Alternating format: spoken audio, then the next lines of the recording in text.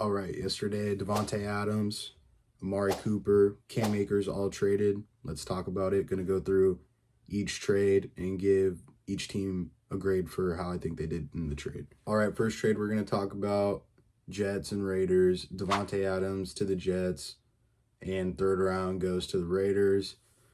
We all kind of saw this trade coming. Devontae's wanted out for a while.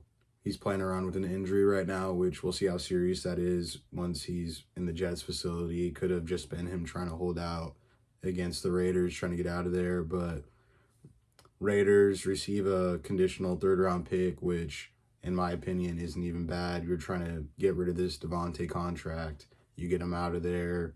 You're kind of getting in a rebuild mode if you're the Raiders. So for each of these teams, I'm going to go with, for the Jets, depending how Devontae plays out, this could be like really big, seeing as they struggled. But for now, it's still a really good trade for them, reuniting Rodgers and Devontae. Going to give the Jets an A+ on this.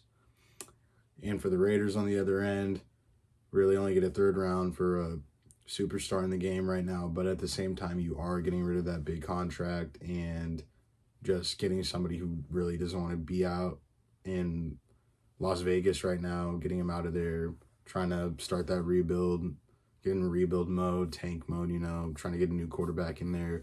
I'm going to go with a B+ for the Raiders. All right, next trade we're going to talk about is between the Bills and the Browns. Bills receive Amari Cooper and a 2025 sixth-round pick, and Browns will receive a 2025 third-round pick from the Bills, along with the 2026 seventh-round pick. I think that the Bills are starting to get ready to just blow it up, get in tank mode again, just like we talked about with the Raiders. Deshaun's not looking too good. They're not looking to make a QB switch, which I think is the first thing you would want to start with if you're trying to potentially save your season. But we're not really seeing that here from the Browns. I'm starting to think personally they're just blow it up, tank, try to get your guy in the upcoming draft. But for the Bills, this is huge. Amari Cooper, we've seen him in Dallas be explosive.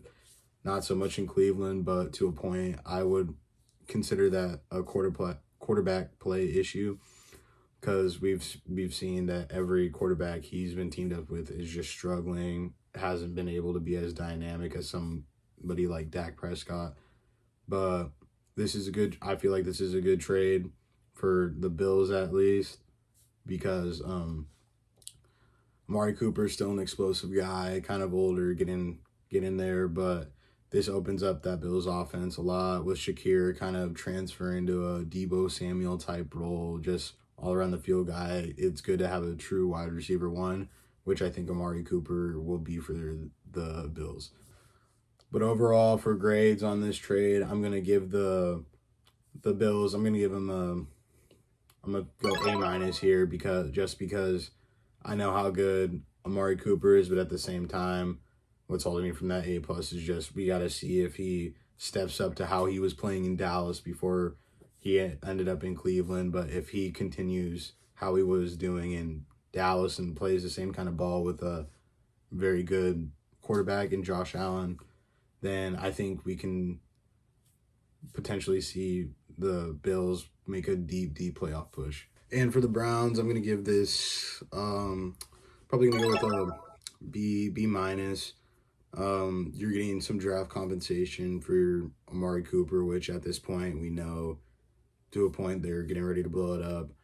Nick Chubb's coming back, so maybe they'll have somewhat of a turnaround, but I don't really see this team doing anything. And I think they're at the point where they're just looking to get geared up for next season, get everybody healthy, get the guys you have still healthy, and just get ready for the next season, because you're trading away one of your best offensive weapons with an already struggling quarterback. But I think this is the smart move to do if you know you're not really going anywhere this year. And I think Nick Chubb's going to be limited in what he can do for this team. He can't carry them on his back like he used to.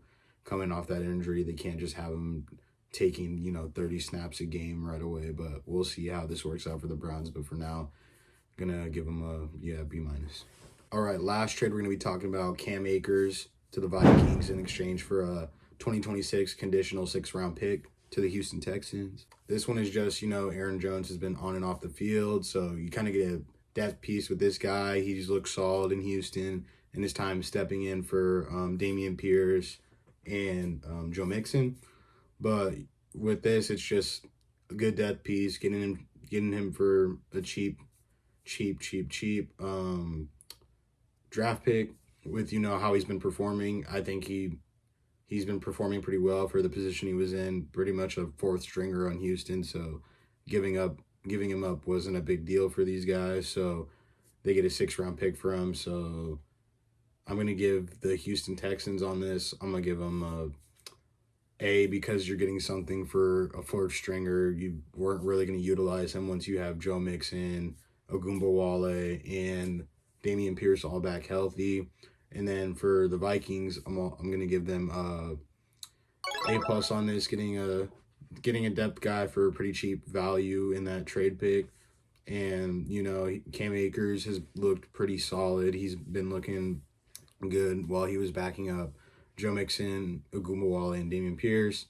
And I feel like this is a guy who can give you some good snaps, some good reps, and help the team out a lot.